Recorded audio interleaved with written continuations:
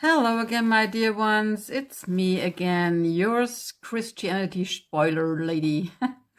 I hope very much that you have until now watched all of my former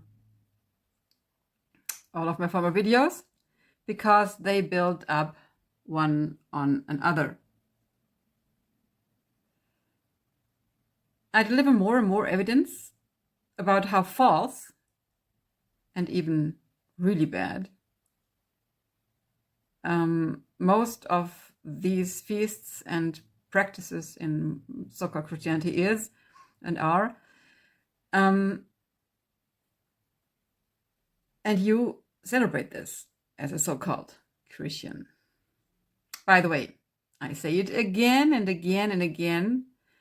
Jesus was never a Christian, and his name never was Jesus. So what are you when you call yourself a Christian and that you believe in a so-called Jesus? Huh? You most certainly are not a follower of the true one, especially when you're not even interested in the truth, in what he really is and what he really meant, and how all of this was built by God, inclusively his feasts. You can read my books. Also, the one about forgiveness, I explain very clearly that the entire forgiveness teaching is totally wrong in so-called Christianity. What wonder. Anyway, it's in the box below, in the text box. After I spoiled now all of the other feasts except Pentecost, this is still to come, of so-called Christianity, this is now the spoiler, part 1, of the most high feast in so-called Christianity. So-called Easter in English. In German it's called Ostern. Ostern. So we see it's a similar linguistic root. Easter, Ostern.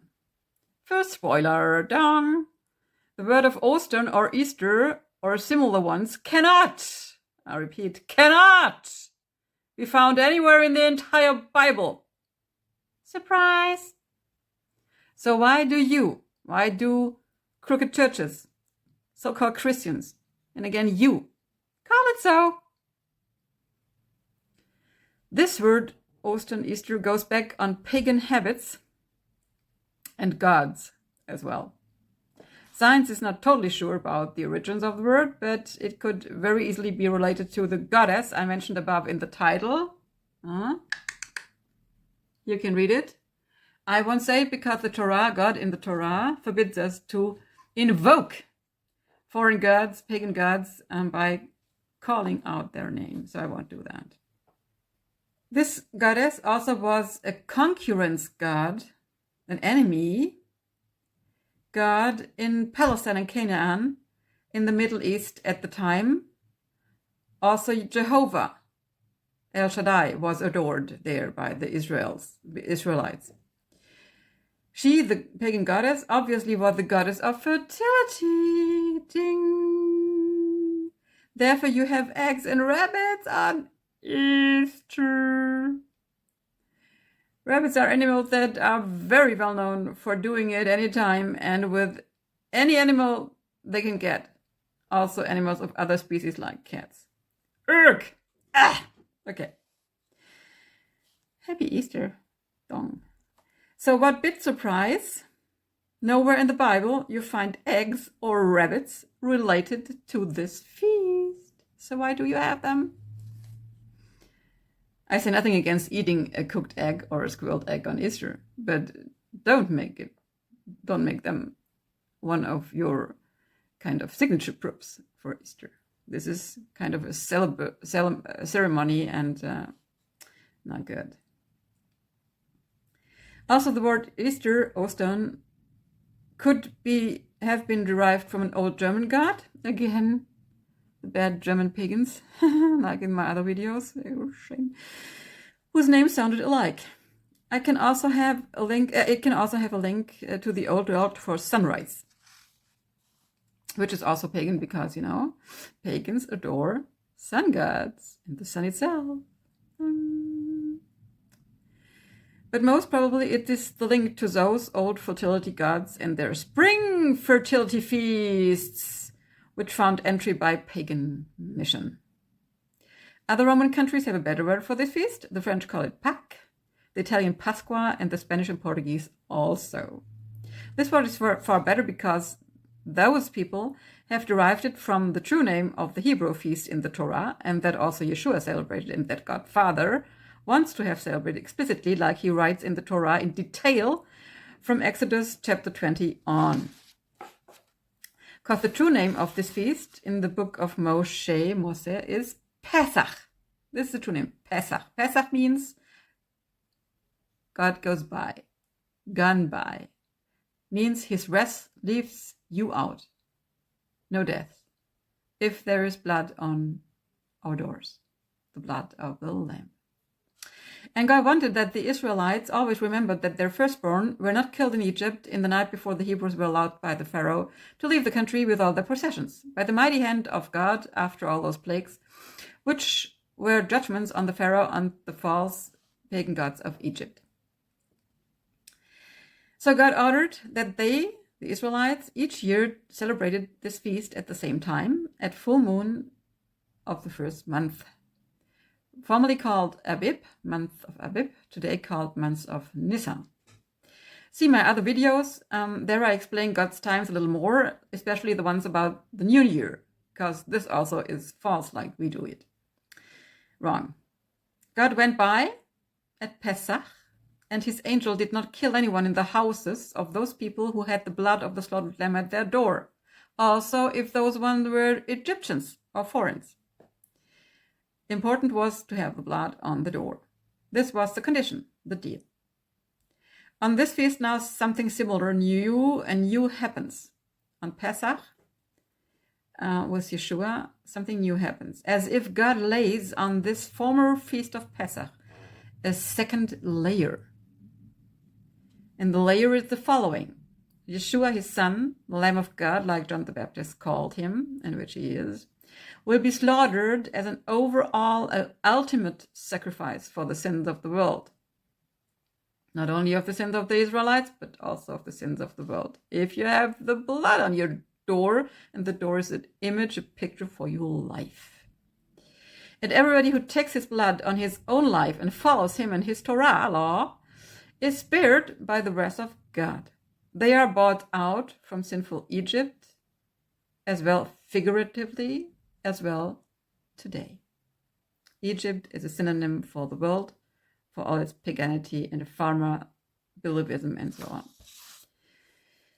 But this doesn't necessarily mean that they are all forgiven, To be left out doesn't mean that you are forgiven. See my book also on forgiveness and justice, The Right Cheek Hits Back, which is the link in the text box here underneath the video. Very well explains also that those forgiveness teachings of the church is wrong. And remember, also in the desert after the Exodus, many Israelites had to die because they sinned against God and Moses. This was not and never will be a free pass for sinning like many Christian churches and bad preachers think and preach today. There is no one saved, always saved. You can also see that in the New Testament, like Hananias and Sapphira had to die because of their betrayal. And this is only a small betrayal, Read it. Bang, death. Chuck. Okay. Don't be misled. That you have been bought out by Yeshua, if you really believe in him, is not a free pass for sin. You have to follow the law, and this is in the Torah. Don't believe Paul. He's a betrayer. He says himself that he lies and that he has a gospel of his own, which is not the one Yeshua proclaimed.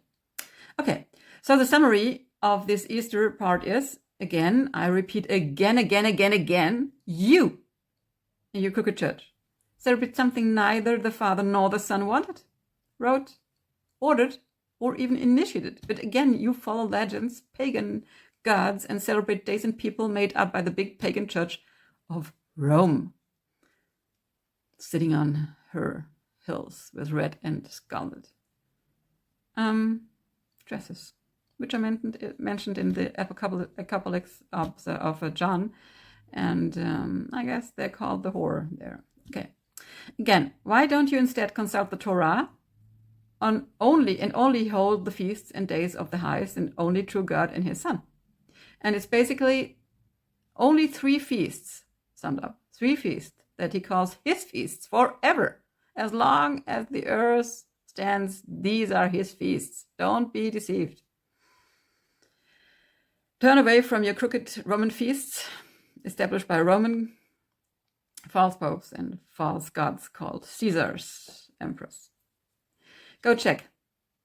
If you are a true believer, turn away from your pagan feasts, from your pagan ways, and follow his ways. Find his way and follow it instead, and his feasts.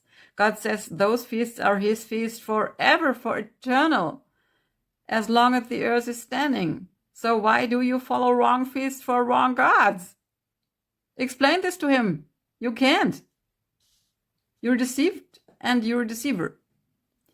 So until my next video on Easter, part 2, I think I will have the time Saturday evening after Shabbat, which I hold, certainly, because it's a law in the 10 Commandments. It's not Sunday. I will also make a video on that, but it's a lot of time, you know.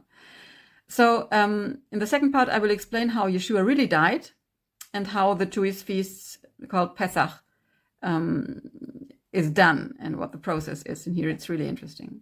So I wish you knowledge and truth, and go check the text below in the info box and read my books. It will spare you a lot of time because he comes back soon, and I took years and years and years, even did work in the original text in Hebrew and in Greek.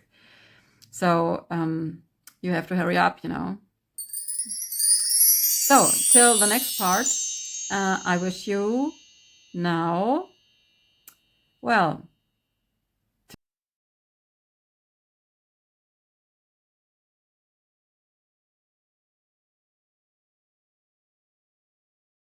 goodbye.